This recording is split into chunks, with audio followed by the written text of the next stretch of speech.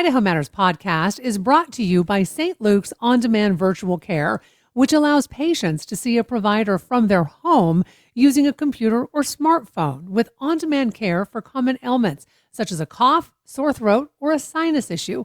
More information at stlukesonline.org. Do you ever feel like you just don't have the time to sit down and read the news every morning? Sometimes things get so hectic you can't even scroll through your feeds while you're trying to get ready. A podcast from Boise State Public Radio has you covered. I'm George Prentice, and I want to invite you to check out The Connector every weekday morning. You can get up to speed on all of the Idaho news you need to start your day without ever interrupting your morning routine. All you have to do is hit play. That's The Connector from Boise State Public Radio. Find it wherever you get your podcasts. More Idaho Matters now from the studios of Boise State Public Radio News. I'm Gemma Gaudette. Back in 1953, in the middle of Idaho's Sagebrush Desert, a group of men, including Captain Hyman Rickover, began building what would become the nuclear navy. They built a prototype nuclear reactor for use in a submarine, which would lead to the world's first nuclear submarine and aircraft carrier.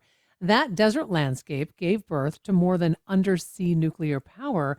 It was the cradle for America's Sagebrush Navy, which is the title of a new documentary on Idaho Public Television.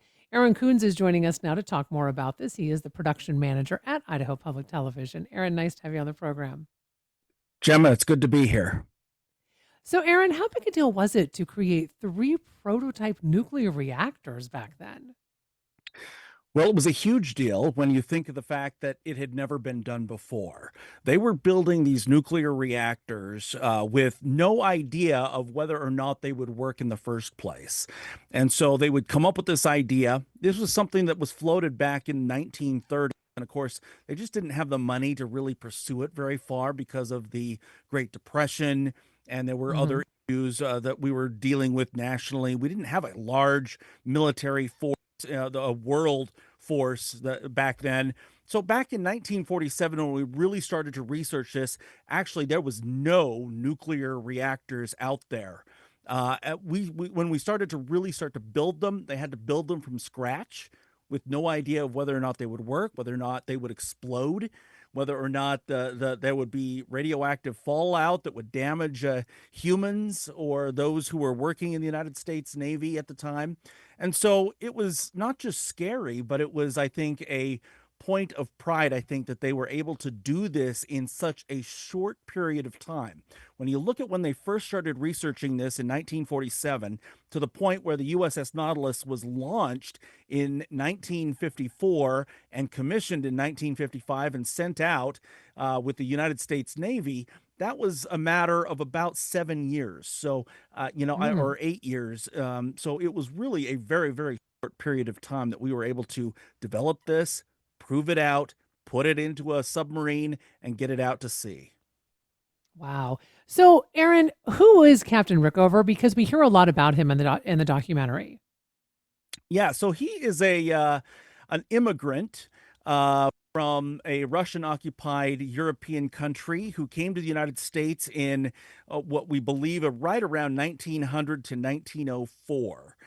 When he came here, they were poor. They moved around. He was Jewish.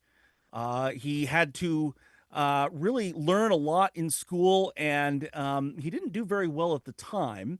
Of course, Jewish as a religion was very looked down upon back in those days. And so when he joined the Naval Academy in 1918 and went into the academy, he was really not very well liked. He was actually pushed down a lot. So, he had a lot of these preconceived notions in his mind of what the world thought of Jewish men, and particularly him, because he was not a very large in stature man.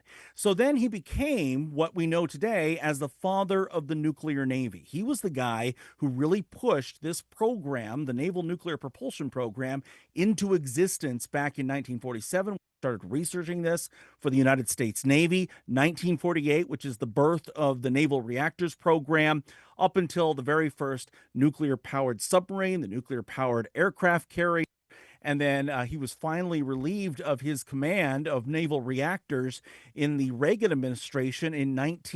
1982. So, Aaron, this all feels like it was so much more than just a military achievement. I mean, is it fair to say that it showed that the U.S. really was a leader in science and innovation at that time?